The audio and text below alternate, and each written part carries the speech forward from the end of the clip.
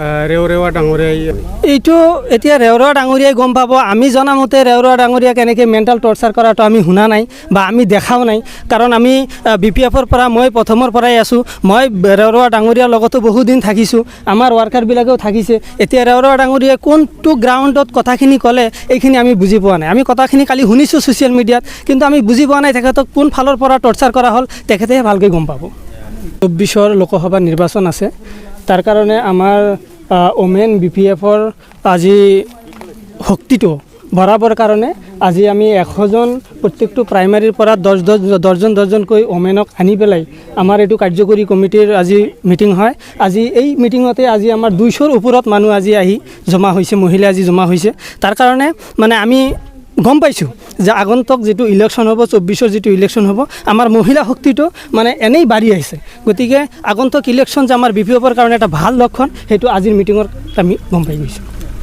আগন্তুক ইলেকশ্যন BPFে 100% জিকিব। 2টা সমষ্টিতে জিকিব, কোকৰাঝাৰ আৰু দলং ওদালগুৰি।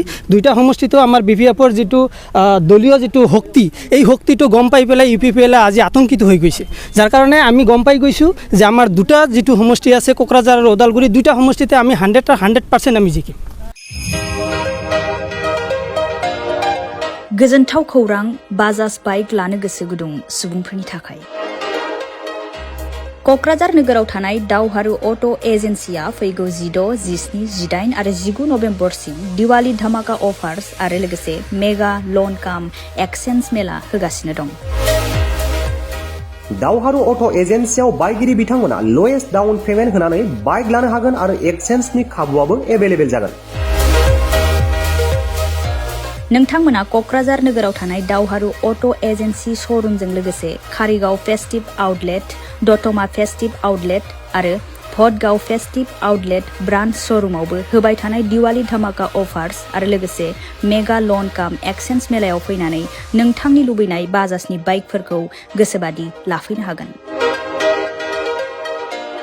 बाजाजनि बाइक सालायनो मोजां मोनग्रा रायजो राजाफोरनि थाखाय दावहारु अट' एजेन्सि श'रुमा लोगोसे मोजां अफारफोरबो लाबोदों। बेफोरनो जाबाय free assured gift, free seat cover, 5 litre petrol free, गंनै helmet free, 12 times free washing coupon आरो बाइक बायगिरिफोरनो बाइकखौ मोजाङै साखोन सिखोन लाखिनो थाखाय 12 टाइम्स फ्री वाशिं कुपनबो हरनाय जागोन।